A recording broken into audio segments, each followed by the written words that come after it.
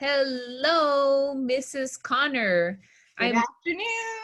I'm very happy to see you, and I'm very happy that you are our first guest for the Women's History Month that we are celebrating here at Boronda Meadows and in the world. I'm thinking at this point. Um, I'm very honored, as always, to have you as a guest, and I know that you have a very special book that you'd like to read to all of our Boronda Meadows families. Yes, I gave a few choices, and you said that your daughter, this one reminded you of your daughter, the girl who thought in pictures, the story of Dr. Temple Grandin. And so I want to dedicate this to my daughter, Olivia, who is in Spain, and to your daughter, Shayla, who is here and in 4th grade, the age that Olivia was when we opened the school, and to our fabulous coach's brand new daughter, Yay! Andrea, who was just born a couple of days ago, and all the daughters. And I want to remind you that if you dream and you put forth effort for your dream, that you can achieve really amazing things, just like Temple Grandin did. Yes. So this is The Girl Who Thought in Pictures, the story of Dr. Temple Grandin by Julia Finley Mosca. Sometimes I think in pictures. The Girl Who Thought in Pictures, the story of Dr. Temple Grandin. If you've ever felt different, if you've ever been low, if you don't quite fit in, there's a name you should know. Temple Grandin's that name. In her tale, you'll find glory. So get ready, get set for this cowgirl's true story. She's a cowgirl.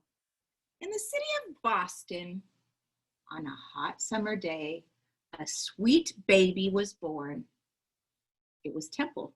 Hooray! Unique from the start, an unusual girl, she loves spinning in circles and watching things twirl. But some things she hated, like certain loud sounds or bright crowded places, large cities and towns.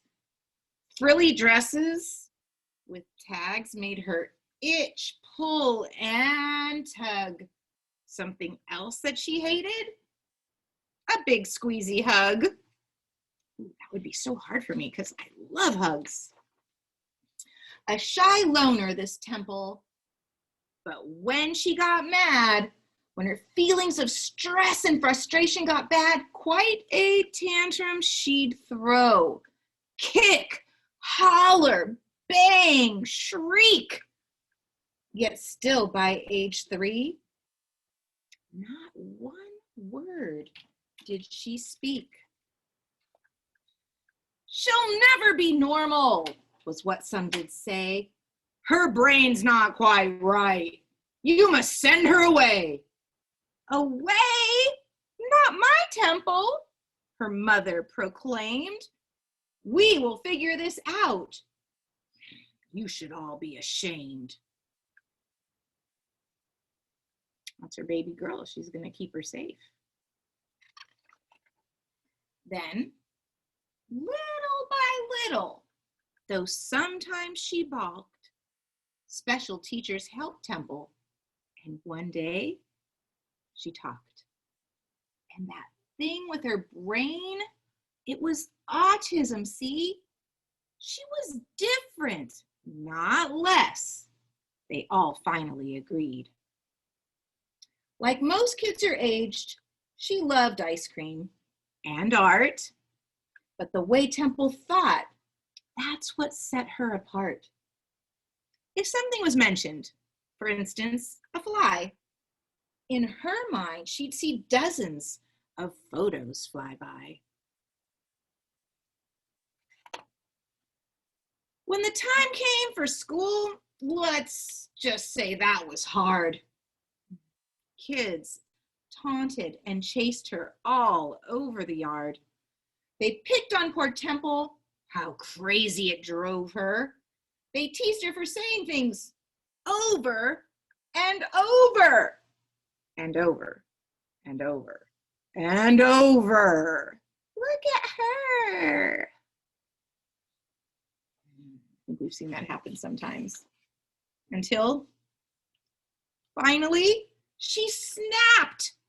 She did, yes, she did, lost her cool, threw a book at a kid, and was kicked out of school. No one really got Temple, but, well, again, the truth of it was, Temple didn't get them. You need time away, said her mom. That's what's best. You'll go visit your aunt on a ranch way out west. Now she's a little older. She's going to go to a new place. And guess what? Fitting in on a farm was less stress, since pigs didn't care if her hair was a mess. Quite a sweet spot she had for the cows in their herds, such big, gentle beasts who knew nothing of words.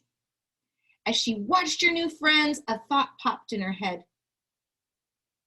These cows think like me, in pictures instead.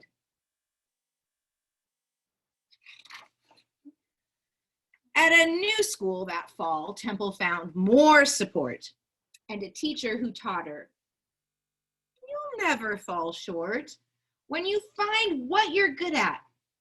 Like science, you'll soar. And that teacher was right.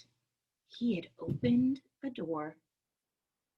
So she built a machine like she'd seen on some farms, an invention that hugged her with boards and not arms. It worked. She had done it from memory. It's true. And just like the cows, it made Temple calm too.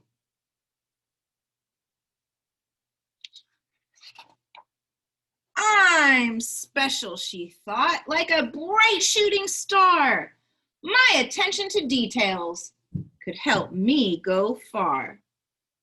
Through her studies, she learned there were farms not so kind. I will help them, she said. Some solutions she'd find. She's going to make a plan for helping those cows. And then something cool. Can you guess? Could it be? Off to college she went. A degree?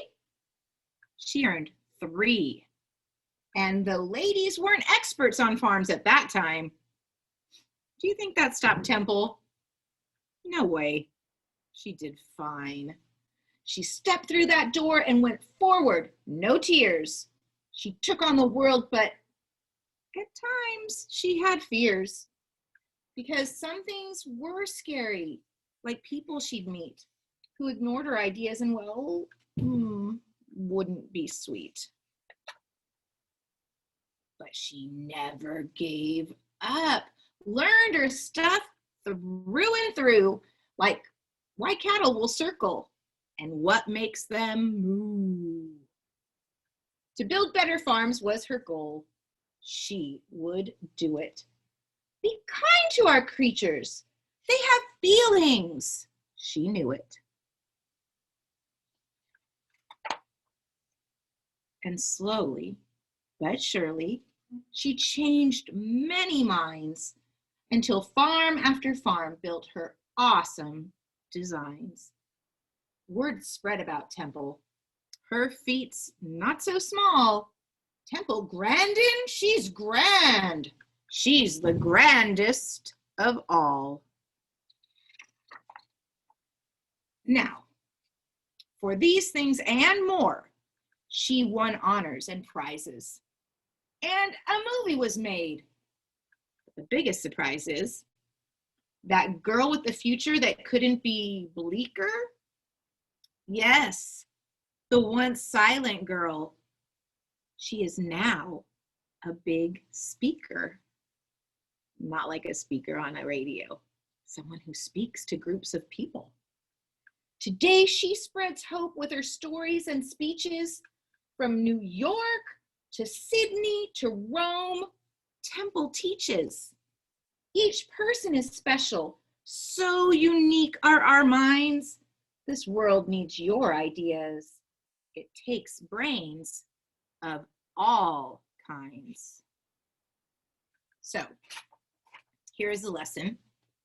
Feeling odd or offbeat, being different might just be what makes you so neat.